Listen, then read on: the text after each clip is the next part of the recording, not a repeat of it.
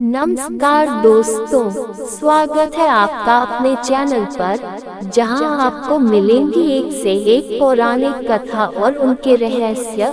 अगर आप चैनल पर नए हैं तो चैनल सब्सक्राइब कर ले और बेल आइकन को प्रेस करें ताकि नई कहानी या कथा सबसे पहले आपके पास पहुंचे। तो चलिए सुनते हैं आज की कहानी। आज की पौराणिक कथा का सार है कि आखिर पाप कहाँ जाता है। इसी संदर्भ में एक बार एक ऋषि ने सोचा कि लोग पाप धोने के लिए सभी लोग गंगा जाते हैं। ऐसे में सारे पार गंगा में ही समा जाते हैं। इस तरह तो गंगा भी पापी हो जाएगी।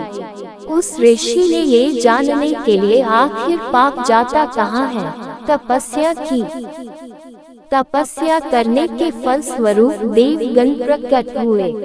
तब ऋषि ने उनसे पूछा कि गंगा में जो पापा धोया जाता है वह कहाँ जाता है। तब भगवान ने कहा कि चलो गंगा जी से ही पूछते हैं इस बारे में। ऋषि और भगवान दोनों ने ही गंगा जी से पूछा कि हे गंगे, सब लोग तुम्हारे यहाँ पाप धोते हैं तो इसका मतलब क्या आप ही पापी हुई? तब गंगा ने कहा कि मैं कैसे पापी हो गई? मैं तो सभी पाप लेकर समुद्र को अर्पित कर देती हूँ। इसके बाद ऋषि और भगवान समुद्र के पास गए और उनसे पूछा कि हे सागर, गंगा सभी पाप आपको अर्पित कर देती है तो क्या अब आप पापी हो गए? तब समुद्र ने कहा कि वो कैसे पापी हुआ? वो सभी पाप को भाप बनाकर बादल बना देता है। अब ऋषि और भगवान दोनों ही बाग के पास गए। उनसे पूछा कि हे बादल, समुद्र पापों को भाप बनाकर बादल बना देते हैं तो क्या आप पापी हुए? बादलों ने कहा, मैं कैसे पापी हुआ? मैं तो सभी पाप को वापस पानी बना देता हूँ और धरती पर गिरा देता हूँ। इससे ही अन्न उपजता है, इसे ही मानव खाता है। उस अन्न में जो अन्न जिस मानसिक स्थिति से उगाया जाता है और जिस वृत्ति से प्राप्त किया जाता है और जिस मानसिक अवस्था में खाया जाता है, उसी के आधार पर मानव की मानसिकता बनती है।